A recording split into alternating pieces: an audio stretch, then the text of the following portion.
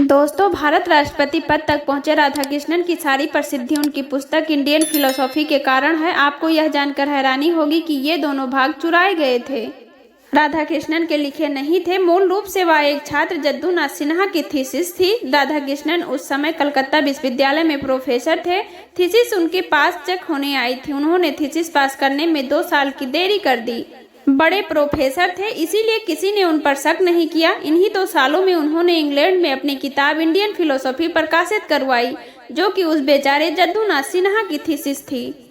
उस छात्र की थीसिस से राधाकृष्णन की किताब बिल्कुल हूबहू है, एक कामा तक का अंतर नहीं है। जब उनकी किताब छप गई तब उस छात्र को पीएचडी की डिग्री दी गई, यानी राधाकृष्णन की किताब पहले छपी। अब कोई यह नहीं कह सकता था कि उन्होंने चोरी की। अब तो चोरी का आरोप छात्र पर ही लगता। हालांकि जद्दूनाथ सिन्हा ने हार नहीं मानी। उसने कलकत्ता हाई कोर्ट में केस कर दिया। छात्र का कहना था कि मैंने 2 साल पहले विश्वविद्यालय में थीसिस जमा करा दी थी। विश्वविद्यालय में इसका प्रमाण है। अन्य प्रोफेसर भी गवाह हैं, क्योंकि वह 3 प्रोफेसर में चेक होनी थी। 2 अन्य एग्जामिनर भी गवाह हैं। वह थीसिस मेरी थी और इसीलिए यह किताब भी मेरी है। राधाकृष्णन की किताब में अध्याय पूरे के पूरे वही हैं जो थीसिस में हैं। वो जल्दबाजी में थे, शायद इसीलिए थोड़ा भी हेराफेरी नहीं कर पाए। किताब बहुत बड़ी थी, 2 भागों में थी। कम से कम 2000 पेज। इतनी जल्दी में बदलाव नहीं कर पाए, अन्यथा समय होता तो वो कुछ तो हेराफेरी कर ही देते। मामला एकदम साफ था, लेकिन छात्र जद्दूनाथ सिन्हा ने कोर्ट के निर्णय से पहले केस वापस ले लिया, क्योंकि उसे पैसा दे दिया गया था मामला वापस लेने के लिए।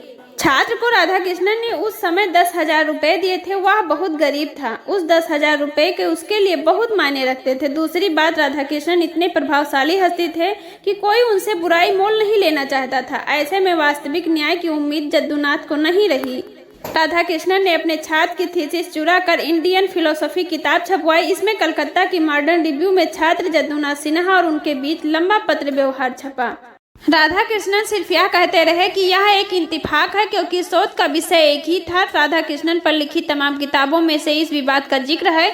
एक अन्य प्रोफेसर बीएन सील के पास भी थीसिस भेजी गई थी। विजेंद्र सील, उन्होंने पूरे मामले को अलग कर लिया था।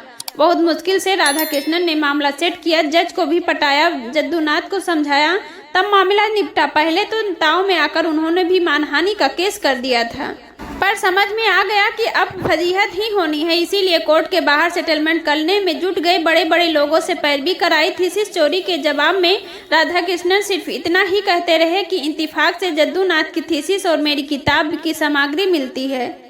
तर्क वही कि स्रोत एक था, विषय एक था, आदि आदि। अपनी किताब को जद्दूनाथ की थीसिस से अलग साबित नहीं कर पाए। ये मॉडर्न रिव्यू में छपे जद्दूनाथ के लेखों और राधाकृष्णन के प्रकाशित जवाबों से स्पष्ट होता है।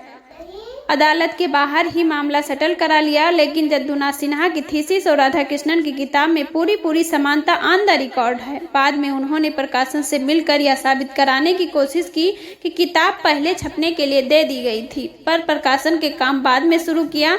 जद्दूनाथ के साथ तो अन्याय हुआ जब वो खुद पीछे हट गए, तो मामला खत्म। हमारी आपत्ति ऐसे व्यक्ति को भारत रत्न देने और उनके जन्मदिन पर शिक्षक दिवस मनाने पर है।